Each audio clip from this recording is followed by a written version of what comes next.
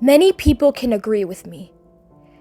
They have had a few bad moments in their childhood that they wish to forget. Unfortunately, it's these things that are so easily burned into memory.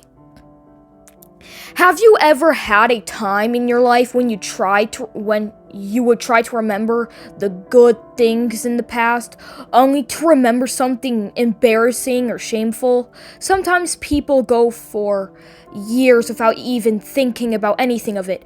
That is until they find something that triggers that particular memory they never wanted to come back to. And with it come feelings of nausea and paranoia. That is what happened to me. On this particular day, it was raining. You would walk down the streets to see pedestrians taking shelter under bus stops or in big coats, holding an umbrella. I was holding one, frustrated by countless strong winds blowing it back. I was strolling down the marketplace looking for some cheap groceries. I wanted to get home quickly since the weather wasn't the best. As I was bagging some goods, I turned my head to see a table covered with old stuff. Taking a closer look, I could see it had boxes filled with VHS tapes lined up on their sides. Most of them were rather old children's shows, some from HIT Entertainment such as Bob the Builder and Thomas the Tank Engine, and some from BBC such as Doctor Who and Postman Pat. None of them looked pirated, to be honest. One video case I saw had the Teletubbies logo on it. I know I'm too old to be interested, but for some strange reason, I had the urge to buy it. I picked up the case to take a look at it. What I saw made me jump slightly. I saw the image of a bear as previously mentioned. Some things bring back bad memories almost instantly. As soon as I saw that bear, so many things had gone into my mind. Horrible things. Things I just can't even get myself to say. These thoughts made me shaky and nauseated. Despite my feelings, I gave the cashier his money and put it in a bag with all my other things. When I looked back, the cashier just smiled at me. Not in a have a nice day sort of smile, but more of a I'm glad you bought it smile. I didn't smile back. I just walked away, trying to get into my car as I drove home. All I could think about was that damn bear. I would go on to one thought and then just end up thinking of it again, each time bringing me that sudden feeling of fear. When I got home at about 6 p.m., I put the tape to the side while I sorted my food out. Once I was finished, I knew that the only thing I could do was watch the tape. After setting up my old VHS tape recorder, I stood and stared at the tape again. This time I noticed features that I previously gave no attention to. There were no company logos or symbols on the case, and no information on the back. I opened the case to see that the tape had nothing on it but the word Seesaw written in black marker. I rushed to put the tape in, hoping to get it over with and done with. I saw that the tape was almost halfway through, so I rewound it to the beginning. When it was done, I pressed play to see that it was nothing but black. I fast-forwarded the tape until it was on the same place it was before.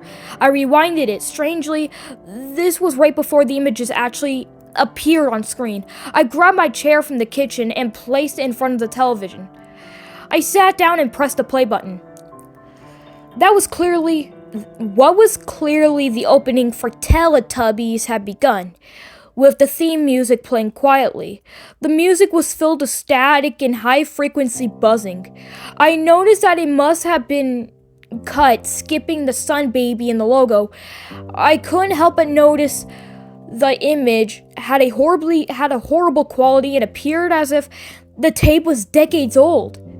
The image was shaky and had a layer of static that constantly fuzzed. The color was also really bland and gray as the Teletubbies ran down the hill. The footage suddenly cut to them staring at the camera. It cut again to a view of an empty field with small hills.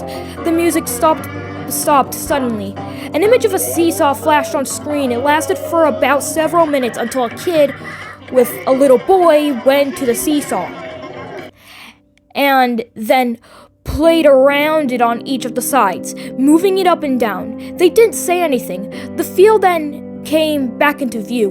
The only thing I could hear now was the buzzing. A small figure appeared in the distance of the field. The buzzing noise became louder. The seesaw image flashed on screen again. The buzzing momentarily silenced as the echoey voice of an elderly woman could be heard slowly getting louder. The image flashed again. The screen slowly zoomed into the distant object as the buzzing noise came back. The woman's voice slowly echoed. "I'm coming. I'm coming." A high-pitched screech was audible as it slowly zoomed. A bear's face flashed on the screen. Things started to get tense. At this point, I was too frightened to turn the volume down. "I'm coming. I'm coming to get you." I looked behind me and quickly looked back as the screeching became louder. More static could be heard. Random images of children flashed on the screen every few seconds as the camera finally zoomed in until the figure filled the screen. "I am the bear, and I'm coming." The horrific sound of children crying could be heard. The camera began to zoom into the bear's face as the seesaw flashed on screen. "I am coming. I'm coming. I'm coming to get you."